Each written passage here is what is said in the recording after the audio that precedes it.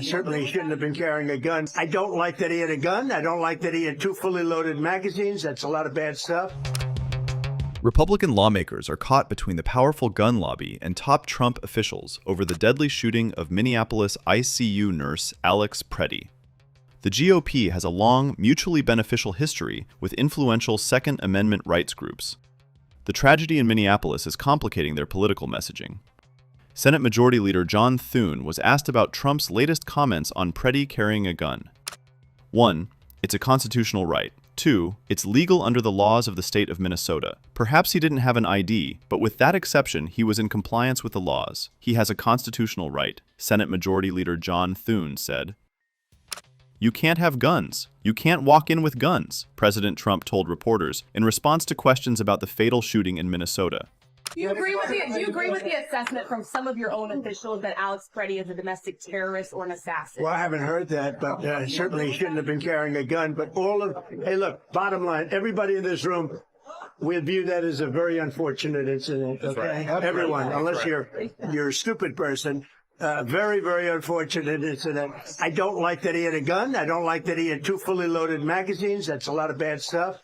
And despite that, I say that's a very unfortunate. Mr. President, why did you decide to shake up your leadership team in Minnesota and send Tom? I do that all the time. I shake up teams. Everybody here, these are a lot of owners of farms and places, and you shake up your team if they can't do the crops fast enough.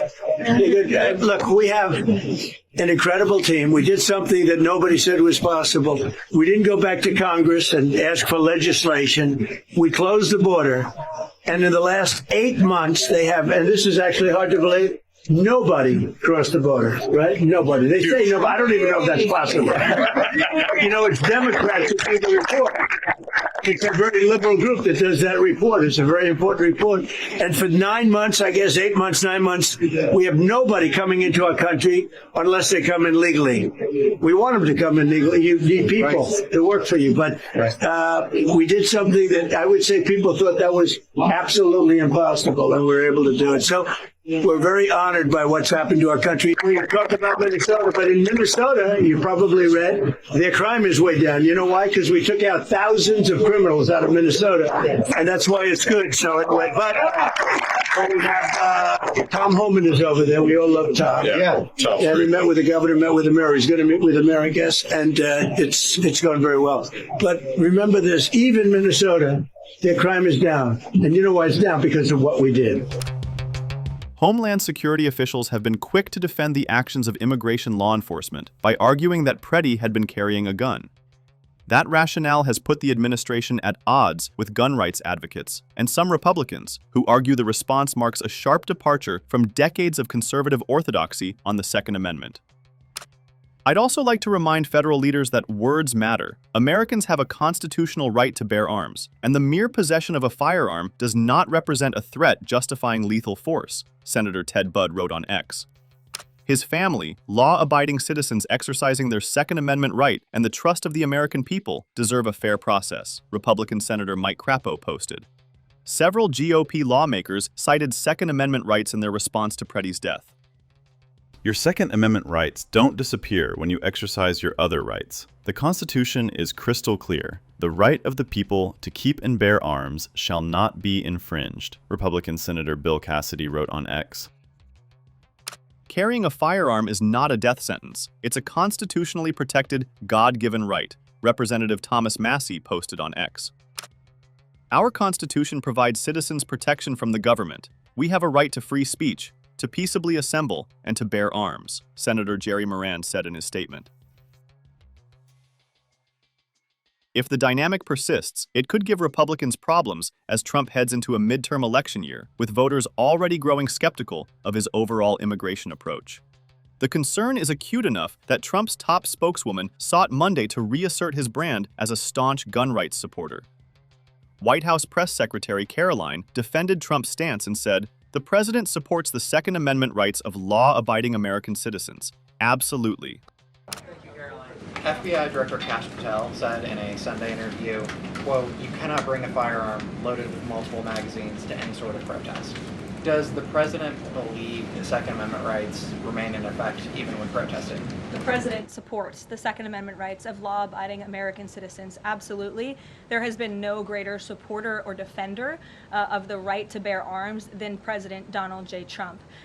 So while Americans have a constitutional right to bear arms, Americans do not have a constitutional right to impede lawful immigration enforcement operations.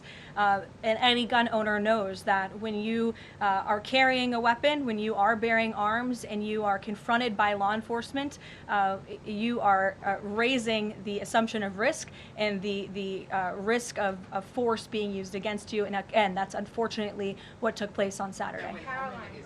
Will his mission continue to be focusing on illegal immigrants with a criminal history, or will it be on illegal immigration generally? Mr. Holman will continue to enforce our nation's immigration laws, especially deporting the worst of the worst criminals in Minnesota who have committed violent offenses. And I would just remind all of you that this important work is continuing to be carried out. In just the last few days, I'm happy to provide this packet to anyone in the room. ICE has arrested multiple violent criminals, illegal aliens within Minnesota. Many of them have convictions for assault, driving under the influence, fraud. This individual here I'm looking at was an aggravated felon with multiple convictions for larceny, fraud, and forgery of checks, vehicle theft, drug possession, domestic assault, inflicting bodily harm on another, criminal convictions of larceny, identity theft, again, charged with driving under the influence. These are extremely dangerous people who Governor Walz and Mayor Frey have allowed to roam on their streets, and all the president is asking for is cooperation to arrest individuals like this and deport them from the United States of America.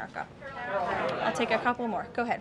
Okay, so this weekend the president posted that this is a cover-up of the fraud in the state of Minnesota. He also posted Minnesota is a cover-up. These both happened after the shooting.